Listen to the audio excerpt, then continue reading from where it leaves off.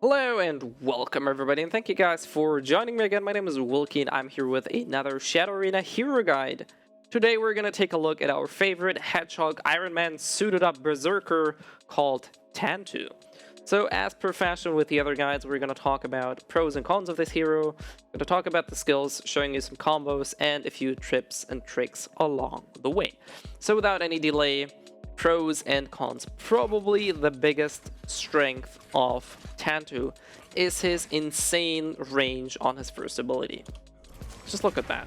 We can shoot our target here from very safe away because there's absolutely nothing your enemy can do, and just by landing all 4 shots we took almost over half HP, so roughly 5.5k damage dealt with just the 4 shots. Incredibly good, incredibly strong for third parties, for late game scenarios where you're sitting on a rock or on a house and you can space people.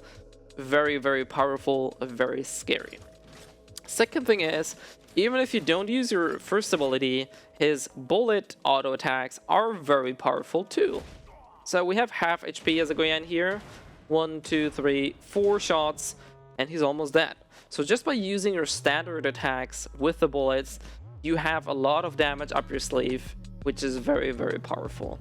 And the last thing also kind of ties into his auto attacks with bullets loaded, and that is they don't take any stamina. Even when running, moving, jumping, you do not lose any stamina whatsoever when shooting auto attack bullets. Incredibly powerful because he has the option to combo without stamina if he has these bullets loaded. And the if here is also the biggest weakness. Without his reload, he does not have nearly as much burst damage. His auto attacks do deal a fair amount of damage, especially the second and third hit. The third hit is really massive compared to the other ones. However, it's nowhere near the damage he's able to deal with his bullets. The second con is obviously having the need to reload inside of a fight is generally not that easy, plus look at the amount of stamina that we need. So just reloading 4 shots in a row almost completely depletes your stamina, meaning the pro that he has, that he doesn't need any stamina when actually fighting, he needs a lot of stamina to recover himself and set him up not like for another fight. It actually takes quite a bit of time to get that stamina back up, so it's a very scary thing to having deal with that, especially if somebody knows that Tantu's weakness is not having bullets.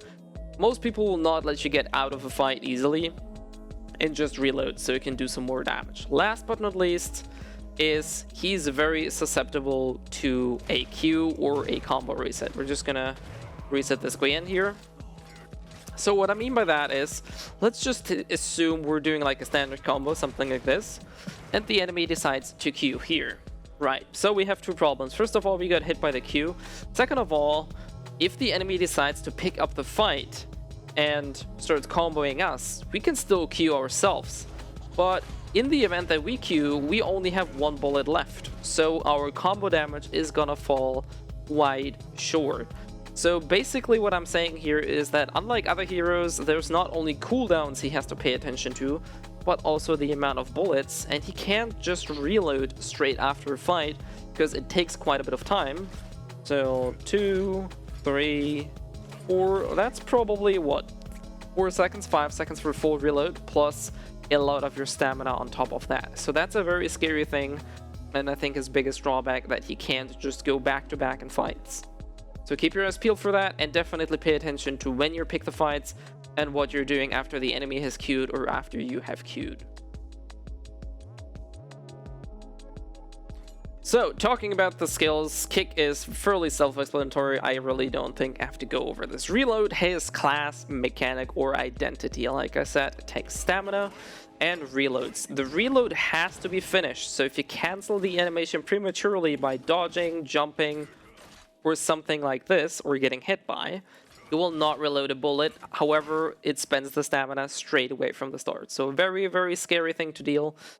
Make sure that if you want to reload, just either stay still or just walk around so you're not canceling this animation.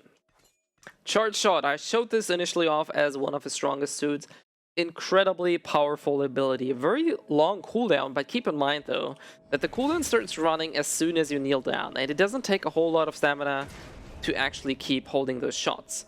And after you release one shot, it stops draining stamina until you're ready to shoot another one. So this is actually not as stamina hungry as people think. Plus you can preserve some of the cooldown quite a bit. And if you look at level 3, cooldown is only 12 seconds, so if you time your bullets right, you can pretty much put people under a lot of pressure with just this one ability. Very, very good. Highly, highly suggested to max this one first, at least for personal preference, but definitely one of the stronger skills. Aggressive negotiations, a grab, and boy do we love grabs. Unfortunately, this one has a very high cooldown to it, but still very powerful. Not really a big range, so you definitely have to make sure that you're not just grabbing the air just like I did.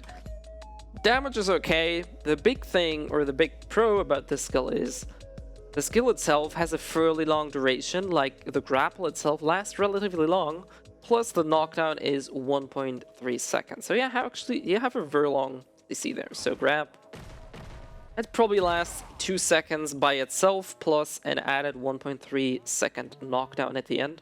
Very powerful combo tool, can be used as a combo starter. I generally try not to use it as a starter though, because it's very risky to just run up to people and try to grab them. Obviously it counters super armor, so if you have a Guyan that's like, hey, I got Gatekeeper, so I'm like, what do you want from me? And you can just be like, hello, and be done with that. Power jump, oh boy, this skill is... it's a love and hate thing. First of all, there's an effect that a lot of people are probably... we're just gonna ult this for sure to cooldowns. There's an effect that a lot of people seem to underestimate. It grants you DP. And actually quite a bit of DP. However, only for 5 seconds, and you're pretty much around about 2 seconds in mid-air. So half of the buff is pretty much wasted because you're moving around. Second of all, it has a very long animation lock at the end. So unless you're hitting the enemy with this ability, you're in for getting punished quite a bit. Third of all, it can be used in a combo. It is a little bit finicky though, so I personally recommend not to try and use this in many combos. There are people that really love it, so I personally am just like not really a big fan of this skill because it just bugs out so often. So if I use it, it's really only if I want to flex on people or just want to escape out of danger, which for that ability, it's fairly decent, but I'm just not really a big fan of it. Explosive Strike, on the other hand, is a very good skill for multiple reasons. Biggest drawback is a very long cooldown on level 1. Level 3 has a very decent cooldown, packs quite a bit of a punch, has a guard break, which may be handy at times. Also, it does have a slight animation and motion to it, so by pressing that skill, you are... let's just reset. So we have a shorter cooldown. You're gonna do a backstab, and it has a fairly decent range. You obviously didn't see that because we didn't do it yet. So what I usually do is I wave around my camera in order to not move myself too far away from the enemy, because if you don't move your camera around, it may happen that, let's say you're like at not optimal distance or something, and you're pressing 4, you're going to be moving away even further. So in order to combat that, you can freely rotate your mouse, and I highly recommend getting used to just moving it a little bit. You don't have to do a full 180, but you can just do it that way. It's really not that difficult. It doesn't take a whole lot of time to get used to that, and it makes your combos a lot more reliable, especially since you're going to be closer to the enemy afterwards, which makes the follow-up all the way easier. So let's get into the important factor and the meat of things. Before we actually start with the combos itself, general rule of thumb, always reload. Don't try to do combos if you don't have at least 2 or more bullets loaded. Your damage is gonna fall short. It's not worth it most of the times. There are obviously scenarios in Shadow Arena which you aren't in full control, and sometimes you can't just reload. Generally though, if you're picking fights on your terms, always reload first. So without further ado, we have reloaded, and what I usually try to start my combo with is a dropkick. or if that's not an option, then I do start the combos with a kick. And basically, almost every of my combo, or pretty much all of my combos, do start that way. So one of my bread and butter combos looks like these. We're gonna start with a drop kick, follow up with a kick. Shot, jump shot, shot into grab. Release the last shot, turn around, into drop kick, into that. Now, there are obviously variations and there are potential holes in this combo. So what I usually do in most fights, especially if I want to preserve some stamina, is this. Drop kick, shot, jump shot, grab, release the last shot, turn around, and finish it off with a shot of your first ability. This is a very reliable combo. There's absolutely nothing that can go amiss here due to the fact that none of these abilities have a lot of pull or something to it. So this is a very convenient combo to do. Also, it's very easy to use. In case you're wondering how I'm fitting 3 shots in, it's shoot, jump, shoot. That's all you gotta do. It's all it takes. However, you do have to be moving for that. So if you just stand still, you can't really do the jump shot. So basically, just start running forward, left click, jump, and you just hold left click. And we're just gonna show you that one more time after kick, that you have more than enough time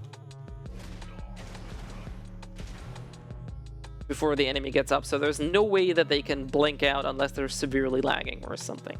Like I said, this is pretty much the only combo that I use. Yeah, that's pretty much the only combo that I ever use, to be honest. Like I said, there are little variations. You can, after the grab, you can do a follow-up like this. Go with that one, drop kick. Should you have kick back up, you can do that.